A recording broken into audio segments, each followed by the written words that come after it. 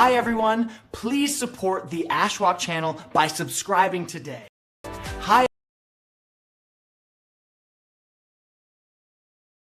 أهلا بالجميع. اليوم عندنا موضوع غريب شوي. راح نحلل مصدر فريد من نوعه، وهو نشرة جوية شفناها على الإنترنت، ويمكن تكون أبسط وأغرب نشرة جوية في التاريخ. خلونا ندخل في صلب الموضوع على طول. هذا هو المصدر اللي راح نحلله اليوم. نعم، هذه الكلمات القليلة اللي تتكرر هي كل شيء عندنا. خلونا نشوف وش ممكن نكتشف منها. وللتأكيد ما في أي بيانات تانية أو تفاصيل إضافية، فمهمتنا اليوم هي كيف نقدر نستخلص أي معنى من هالكلمات وبس، وهذا هو التحدي الحقيقي. وهنا يجي السؤال الأهم، يعني كيف ممكن نطلع بتوقعات جوية مفيدة من هالنص؟ هذا هو التحدي الحقيقي في تحليلنا اليوم، محاولة لفك شفرة رسالة تبدو بسيطة لأبعد حد، لكن يمكن يكون وراها معنى أعمق. طيب، خلينا نبدأ تحليلنا من العنوان نفسه. في الغالب أهم المعلومات تكون قدامنا مباشرة، لكنها تكون مخفية في تفاصيل ممكن نتجاهلها. لما نفكك العنوان نلاقي 3 أجزاء أساسية: نشرة خاصة، وهالشيء يوحي إن الموضوع مهم أو عاجل، حالة الطقس بالمغرب، وهذه تحدد لنا المكان بوضوح، وآخر شيء التاريخ، واللي يودينا لنقطة غريبة شوي. طيب، نجي الحين لنقطة غريبة جدا. التاريخ المذكور هو من 26 إلى 9 مايو. هذا التاريخ ببساطة ما له معنى. هل هو خطأ كتابي؟ ممكن، لكن اللي يهمنا في تحليلنا هذا هو أننا نعترف بوجود هذه المعلومة الغريبة بدون ما نخمن من عندنا. هي جزء من اللغز اللي نحاول نحله. الآن ننتقل لقلب الرسالة نفسها. واضح جدا أن الأسلوب الرئيسي هنا هو التكرار، أسلوب بسيط لكن فعال بشكل لا يصدق. كلمة حر تكررت 15 مرة. الرقم هذا مو عشوائي، بالعكس هو اختيار مقصود عشان يأكد على فكرة واحدة بس، فكرة مسيطرة تماما. مفيش أي مجال للشك في الرسالة الأساسية هنا. وهذا الرسم البياني يوضح الفكرة بشكل ممتاز. نشوف عمود واحد مرتفع جدا للحرارة، وجنبه ولا شيء، 0 للمطر و0 للرياح. التركيز كامل ومطلق على شيء واحد.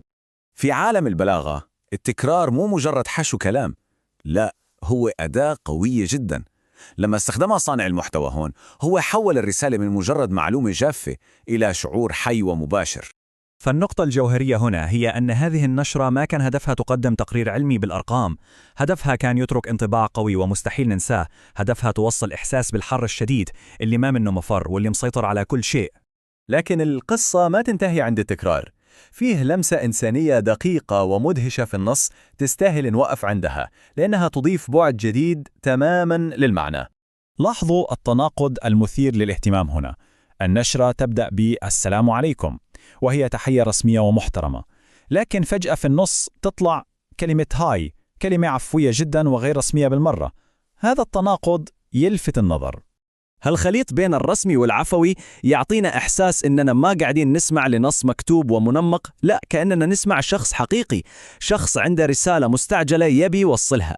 يعني التحية الرسمية في البداية كانت مجرد تمهيد، وبعدين كلمة هاي جت وكسرت كل الحواجز عشان توصل التحذير بشكل شخصي ومباشر، كأنه يقول يا جماعة الموضوع جد، ركزوا معاي. حسناً، خلونا نجمع كل هالملاحظات مع بعض ونشوف الصورة الكاملة. كيف هاي العناصر البسيطة قدرت تتحول لرسالة إلها معنى عميق؟